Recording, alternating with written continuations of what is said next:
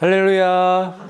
예, 오늘은 큰 표적과 휴거라는 제목을 가지고 말씀을 나눠보도록 하겠습니다. 반드시 속히 일어날 일들을 그 종들에게 보이시려고. 아멘. 이 계시록 1장 1절에 이 계시록을 기록하신 목적이 분명하게 있는 거예요. 반드시 속히 일어날 일들을 그 종들에게 보여주시기 위해서 이 계시록을 쓰셨다고 말씀하시는 거예요.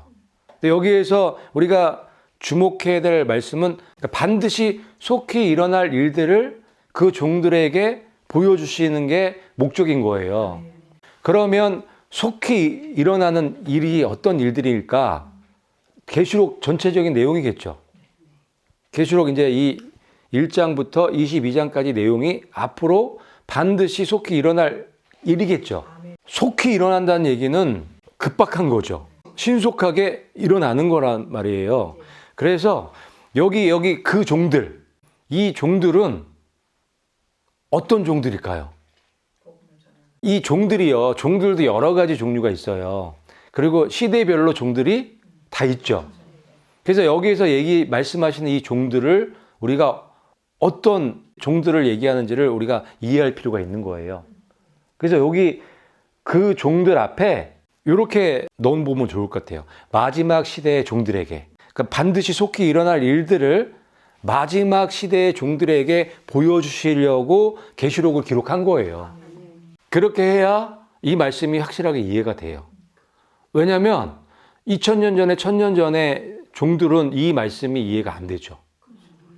2000년 전에 종들은 반드시 속히 일어날 일들인데 2000년 후에 일어날 일이면은 속히 일어날 일들이 아니잖아요. 1000년 전도 마찬가지고 100년 전도 마찬가지예요. 이 말씀은 이 계시록에 기록된 일들이 일어나기 바로 전 그 시대의 종들, 그 종들에게만 이 말씀이 적용이 되는 거예요. 그래서 이게 이 1장 1절에도 있고요. 맨 마지막 22장 끝마치면서도 똑같은 말씀하죠. 그 종들에게 반드시 속히 되어질 일을 보여주시려고 이 말씀을 기록했다라고 또 한 번 말씀해 주시는 거예요. 그 종들에게, 마지막 시대의 종들에게 보여주시기 위해서 주신 거예요. 그들의 연대를 정하시며 거주의 관계를 한정하셨으니 이는 사람으로 혹 하나님을 더듬어 찾아 발견하게 하려 하심이로되. 여기 보니까 연대를 정하신 거예요. 거주의 경계를 딱 정해 놓으신 거예요. 시대별로 다 경계를 딱 만들어 오신 거예요. 그 얘기는 뭐냐면 그 시대의 사람들만 그 시대의 이 말씀 메시지들을 정확하게 이해할 수 있게끔 만들어 오셨다는 거예요. 그 이유가 뭐래요? 하나님을 더듬어 찾아 발견할 수 있도록 그렇게 장치를 해 놓으셨다는 거예요. 그래서 우리도 더듬어서 하나님을 찾는 그 일을 하는 거예요. 이거는 예외가 없어요. 예외가 없어요. 그런데 처음에 막 더듬어서 깜깜하니까 더듬어서 찾다가 점점 밝아지면서 이제 더듬는 이런 일들이 이제 줄어들겠죠. 그리고 선명하게 보이는 것까지 올라가게 되는 거죠. 그래서 이 말씀과 저 말씀을 비교해서 보면은 여기서 이 종들, 요한계시록의 이 종들은 마지막 시대의 종들이라고 우리가 이해할 수 있는 거예요. 그래서 1장 1절을 잘 이해해야지만 계시록 전체를 알 수가 있는 거예요. 그래서 우리가 더듬어서 하나님을 찾아야 되는 거예요. 하나님의 말씀을 주야로 어떻게 하라고 했죠? 그 사람이 어떤 사람이에요? 복 있는 사람이죠. 예. 하나님의 말씀을 주야로 묵상한다는 얘기가 구하고 찾고 두드리고 있는 거죠. 그게 더듬어 찾는 거예요. 우리도 그렇게 하나요? 예, 우리도 하나님의 말씀을 묵상하고 연구하죠. 그게 바로 더듬어서 찾아가고 있는 거예요. 그런데 신기하게 그게 계속 그 더듬어서 찾다 보면은 보이기 시작하죠. 지금 많이 보이시나요? 잘 보이시죠? 처음엔요, 깜깜해서 정말 더듬 막 기어서 그렇게 찾았단 말이에요. 그런데 지금은 상당히 잘 보이죠. 그 말씀을 해 놓으신 거예요. 그래서 앞으로는 우리가 더 밝은 빛을 볼 수 있도록 그렇게 더듬어서 하나님을 찾아가야겠습니다. 그렇게 찾다 보면 하나님이 구체적으로 내 안으로 들어오시는 거예요. 하나님이 구체적으로 나와 함께 하는 거를 내가 느끼는 순간 더 행복해지는 거예요. 더 기쁨이 넘치는 거예요. 그리고 감사가 더 넘치는 거예요. 이 사람들은 굉장히 안전하죠. 사탄이 어떤 방해를 하더라도 요동치지 않겠죠. 흔들리지 않겠죠. 그래서 더듬어서 하나님을 찾아서 발견해 나가는 건 굉장히 중요한 거예요. 자, 그리고 이 속히 되어질 일들을 보여주신다는 말씀을 하시고 22장 맨 마지막에 내가 진실로 속히 오리라고 말씀해 놓으신 거예요. 다 아시는 말씀이죠. 다 아시는 말씀도요. 이걸 어떤 생각으로 생각하고 보느냐에 따라서 굉장히 많이 틀려요. 나의 3차원적인 생각으로 이 말씀을 보는 거랑 이 예수님의 생각, 이 4차원으로 업그레이드 돼서 이 말씀을 보는 거하고는 많이 틀려요. 우리가 그거를 훈련을 해야 돼요. 자, 여기 내가 진실로 속히 온다고 말씀하시고 계시잖아요. 이것도. 속히 온다는 건 정말 빨리 오신다는 얘기예요. 10년도 한참이잖아요. 100년은 더 멀고 1000년은 더 멀잖아요. 그래서 이거는 마지막 종들에게 쓰여진 책이라고 볼 수밖에 없는 거예요. 이 말씀만 봐도. 속히 오셔야 되니까. 그렇죠? 그런데 예수님이 속히 어떻게 오실까요? 어떻게 알아요? 말씀에 기록되어 있죠. 어디에? 계시록 1장 7절에 있죠.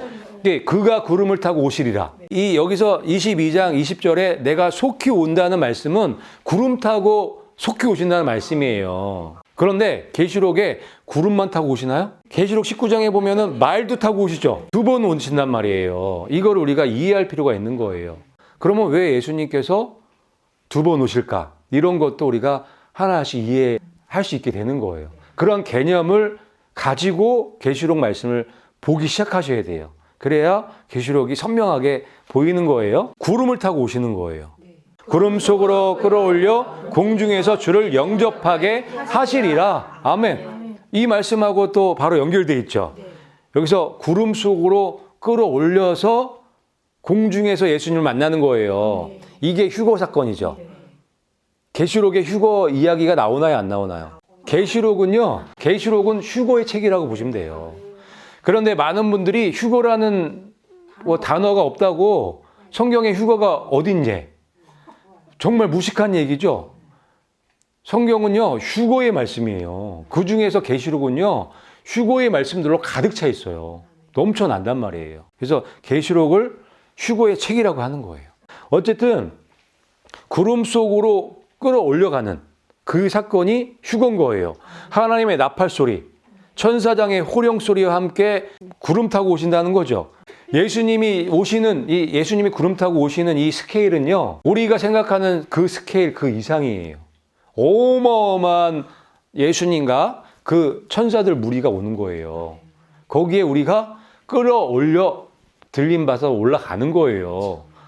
예수님이 계신 곳으로. 그게 휴거 사건인 거예요. 그 예수님께서 계시록에서 이거를 말씀하시는 거예요. 내가 속히 올 거라고. 예수님은 그걸 아시죠? 예수님이 그 스케일이 얼마나 웅장하고 대단한지 아시잖아요. 그거를 우리한테 알려주시기를 원하는 거예요. 왜? 그거를 이해하고 아는 사람들은 이길 수가 있기 때문에 끝까지. 그러니까 우리가 생각을 누구한테 맞춰야 돼요? 예수님께 생각을 맞춰야 되는데 다순 내 생각에 맞춰서 말씀을 읽잖아요. 그래서 안 되는 거예요. 예수님의 스케일에 맞춰서 말씀도 연구를 해야 되는 거예요. 그럴 때 완전히 틀려요. 완전히 하늘과 땅 사이가 난단 말이에요. 얼마나 웅장할까요? 그 예수님 구름 타고 오실 때 그 수많은 천사들과 같이 함께 오실 때 얼마나 대단하겠냔 말이에요. 이 우주의 총사령관이신 예수님이 오시는 거잖아요. 생각만 해도 너무 좋죠.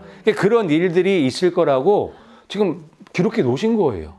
어쨌든 이 계시록은 1장 처음 시작할 때도 휴거 이야기고 마지막도 휴거 이야기인 거예요. 지금 1장하고 22장 보니까 그렇죠. 근데 그 안에는 더 휴거의 이야기가 넘쳐나죠. 계시록 4장, 5장과 7장은 대관식의 이야기죠. 대관식이 어디서 일어날까요? 저기 청와대에서? 백악관에서? 하늘 그 어디? 하늘 아버지. 예. 저기 하나님이 계시는 그 천국에서 그곳에서 대관식이 진행되겠죠. 계시록 4장, 5장, 7장을 보면 모든 민족과 족속과 방언에서 나온 주의 피로 구원받은 무리가 보여요, 안 보여요? 보이잖아요. 그 무리는 거기까지 어떻게 갔을까요? 비행기 타고 갔을까요? 우주선, 로켓 그거 타고 갔을까요? 아니잖아요. 지금 우리 본 것처럼 구름 타고 예수님 오셨을 때 거기에 끌어올려서 예수님께로 간 거죠. 휴거된 거죠. 휴거됐기 때문에 저 대관식에 이방교회가 보이는 거란 말이에요. 그래 그 내용이 4장, 5장부터 있는 거예요. 출발부터.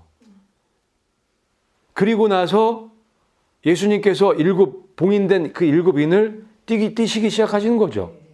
그게 순서란 말이에요.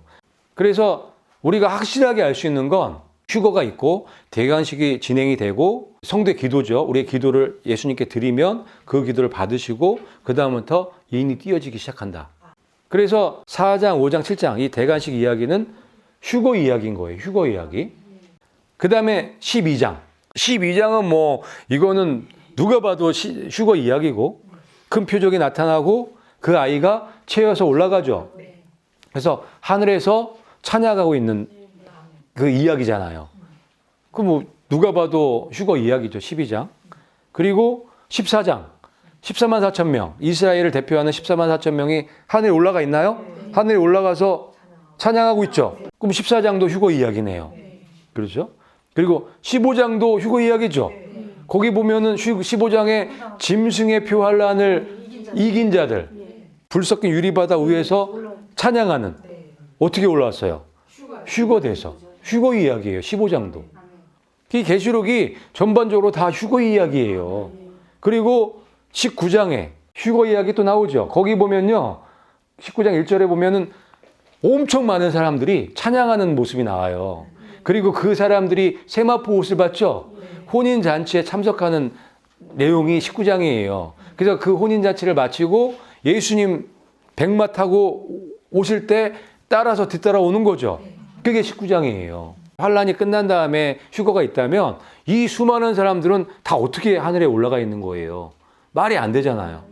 휴거가 돼서 하늘에 올라가 있기 때문에 마지막에 말 타고 내려오는 거죠.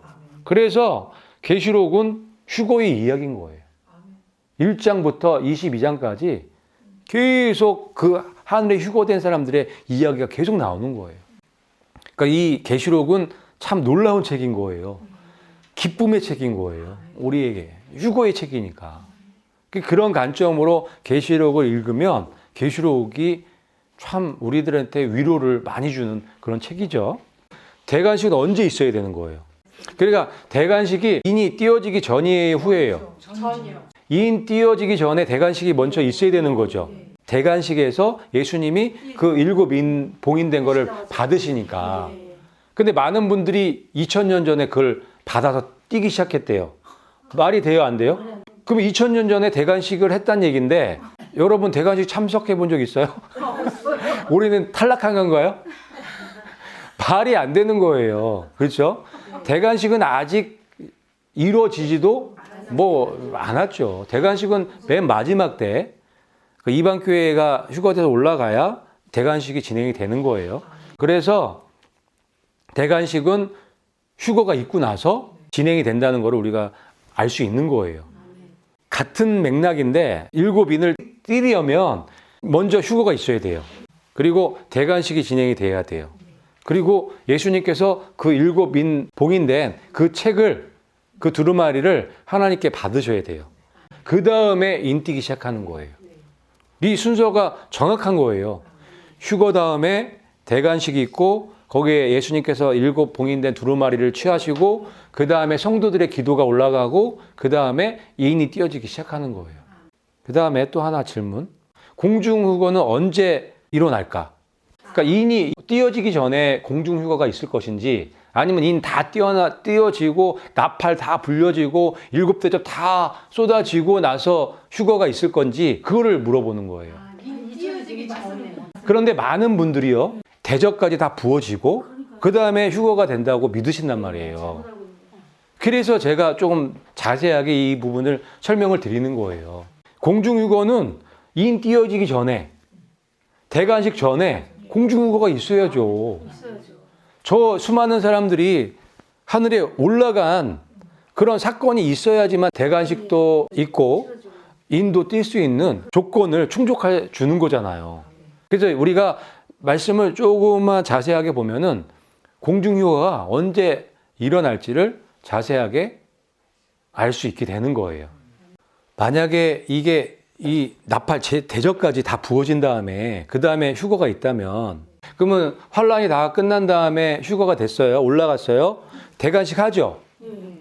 그러면 예수님이 그때 또 일곱인 봉인된 두루마기 잡으셔야겠네요. 그렇죠. 그리고 나서 또 인을 띄어야 되는 거예요. 그러면 계시록 다시 시작이에요. 그 말이 안 되는 거잖아요. 예? 이게 앞뒤가 안 맞단 말이에요. 그래서 환란이 다 끝난 다음에 휴거가 있고 그 다음에 대관식이 진행된다는 그림은 말이 안 되는 그림이에요. 그리고 환란이 다 끝났어요. 환란이 다 끝났으면 이제 다 끝난 거잖아요. 악인들도 다 죽었잖아요. 다. 그럼 뭐 인을 왜 띄고 또 나팔 재앙이 왜 필요하고 대접 재앙이 또 왜 필요해요? 의미가 없는 거지. 그러니까 말이 안 되는 거죠. 그래서 공중휴거는 대관식 전에, 인 띄어지기 전에 있어야 된다는 걸 우리가 알 수 있는 거예요. 믿을 수 있는 거죠. 그리고 1장부터 22장이 다 휴거의 이야기예요. 계시록은. 근데 그 중에서 중심에 우리들에게 휴거의 때가 언제인지, 휴거의 시기가 언제인지 알려주는 그 휴거의 장이 요한계시록 12장이죠. 저 헤델벨들의 큰 표적을 통해서 그 휴거의 때가 언제쯤인지 알 수 있는 거예요. 그거를 알려주시기 위해서 저 큰 표적을 주신 거예요. 하늘에 큰 표적이 나타나니라. 한 여자가 해로 옷 입고 있는데 그녀의 발 아래에는 달이 있고 그녀의 머리 위에는 12별의 간이 있더라. 아멘. 이 표적을 통해서 휴거가 언제 있을 것인지 알려주시는 거예요. 힌트예요. 왜 그러냐면 이 말씀 때문에. 그녀의 아이가 체에 올라가 하나님께 이르고 그분의 왕자에 이르더라. 아멘. 이 아이가 체에 올라가서 왕자에 이른다는 말씀이죠. 자, 이 아이가 예수님 아니라고 말씀드렸죠. 이 계시록 전반적인 이야기가 반드시 속히 되어질 이야기죠. 맨 마지막 때 이야기란 말이에요. 거기에 예수님이 나오면 돼요, 안 돼요? 안 되죠. 근데 예전까지 이 헤델빌들의 표적이 나타나기 전까지는 거의 대부분 다 예수님인 줄 알았어요. 그 헤델빌들의 표적을 보기 전에는 이거를 해석하기가 어려운 그런 장이었단 말이에요. 근데 헤델벨들의 표적으로 딱 나타나고 나서 그거를 알고 나서는 이게 완전히 예수님이 아니라 이방교회라는 게 완전히 드러났고 이게 휴거 사건이라는 걸 알게 된 거죠. 그러면 이 헤델벨의 표적을 주신 이유가 뭐냐? 휴거의 때가 언제쯤인지 알려주시기 위해서. 왜요? 이 헤델벨의 표적이 정확하게 몇 년, 몇 월, 며칠 날 일어났다는 것을 우리가 알 수 있으니까. 언제예요?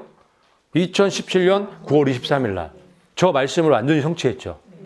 그리고 나서 저 휴거 사건이 있겠다고 말씀하시는 거죠. 그래서 저 표적은 휴거의 표적이라고 말씀을 드리는 거예요. 휴거가 언제쯤 있을 거라는 걸 알려주시기 위해서 주신 표적인 거예요. 그래서 저게 큰 표적이라고 하는 거예요. 큰 표적. 그래서 큰 표적, 이 표적과 휴거는 뛸래야 뛸 수가 없는 관계인 거예요. 그런데 이 표적이 나타나고 나서 바로 휴거는 없었잖아요. 그래서 우리가 추적해 봤죠. 그랬더니 2020년 12월 21일 날 이 토성, 이 큰 붉은 용이죠. 토성과 목성이 이렇게 만난다는 걸 알았어요. 그래서 혹시나 저 때 휴거가 있을까 또 기다려 봤었죠. 그런데 휴거가 없었죠. 예. 이 큰 표적은 말 그대로 표적으로 휴거의 때가 언제쯤 있을 거라는 걸 보여주는 거지 그 표적이 나타나는 날에 맞춰서 어떤 사건이 일어나거나 이러지는 않는 것 같아요. 지금까지 이렇게 살펴보면. 그리고 이제 지나가서 12월 21일 지나갔어요. 지나가서 이제 염소 입속으로 쑥 들어가죠. 들어가고 뱃속 중앙에 저기 금성을 만나죠. 금성을 만나는 날이 2021년 2월 11일이었었는데 아무 일 없었죠. 그래서 그 지나갔어요. 그 다음에 3월 5일, 2021년 3월 5일 날 금성과 수성, 그러니까 수성이 한 바퀴 돌면서 목성을 이렇게 채워가는 그런 그림이거든요. 3월 5일이면 얼마 안 됐죠. 그런데 아무 일도 일어나지 않았어요. 그렇죠? 그래서 이제 앞으로 목성이 어떻게 진행되는지 몇 가지만 조금 더 보면서 언제쯤일까 이런 것들을 우리가 한번 예상해보는 시간을 좀 가지려고 하는 거예요. 4월 4일이 초실절이에요. 초실절. 부활절이죠. 6월절 기간인 거예요. 무교절 기간. 그때 이 목성이 어디 와 있어요? 저기 그 꽁지에 와 있는 거예요. 그러니까 이 염소 자리에서 빠져나오는 시기가 바로 6월절 시기예요. 그 의미 있는 그림이죠. 저 그림도. 그러면 염소 자리에서 완전히 빠져나오는 게 휴거일 수도 있겠구나라고 우리가 연결해서 볼 수도 있는 거예요. 이게 전날이 휴거가 있다는 건 아니고요. 지금 이제 전체적으로 점점 가까워지고 있다는 거예요. 그런데 이 절기에 맞춰서 우리가 한번 새롭게 보자는 거예요. 초실절이 부활절이죠. 부활과 휴거가 연결돼 있죠. 그런데 그날 목성이 이 염소 자리에서 완전히 빠져나오는 거예요. 굉장히 이 연결이 좀 되죠. 휴거와. 제가 왜 그렇게 생각하냐면 초실절이 부활절이기 때문에.